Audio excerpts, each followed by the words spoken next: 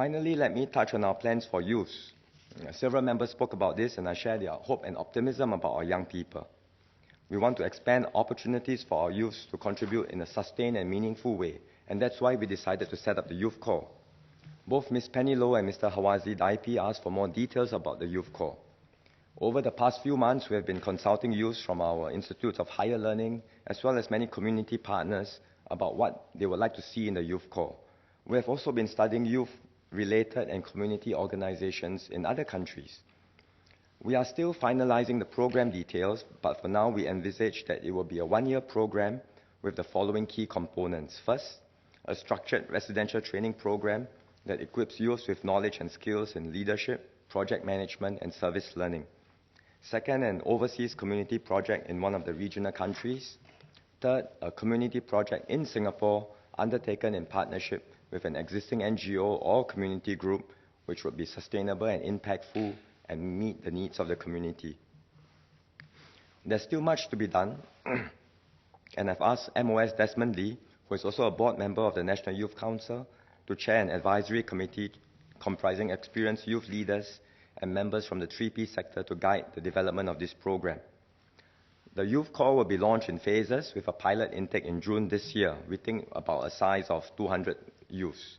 And this pilot group will be drawn primarily from nominations by youth sector organizations and institutes of higher learning. This first run will enable us to improve the design of the program and fine-tune the working protocols with different partners. So we've brought in Outward Bound School Singapore as a key partner to implement the Youth Corps, and we are also looking for other community partners to be involved. After this first run, we will open up applications to more youth later in the year. And I would encourage those who are passionate about impacting their communities to come forward and apply. We have a rigorous selection process, as Mr. Hawazi Daipi mentioned, but we don't want that to be a deterrent to youth from stepping forward. We are not looking at academic qualifications. We are looking for youth with strong leadership qualities, a commitment to serve the community, and a desire to learn. And we do want a diverse mix of youth in the Youth Corps. And that's why when we do the Youth Corps program, we look forward to a mix of students from ITE, polytechnics, and universities coming together. The Youth Corps will be the first national level program of its kind. It's also a first in many steps towards more impactful youth development and engagement.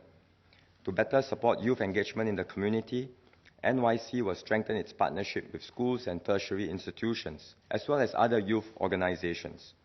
For example, we are working with schools to enable students to contribute their SG50 celebration ideas. I think something that Ms. Penny Low highlighted just now. We have also developed resource kits for interactive lessons that will inspire students to organize their own activities, which can also be supported through the SG50 Celebration Fund. In the coming months, MCCY will look at how to better engage youth through more youth-oriented spaces, such as SCAPE.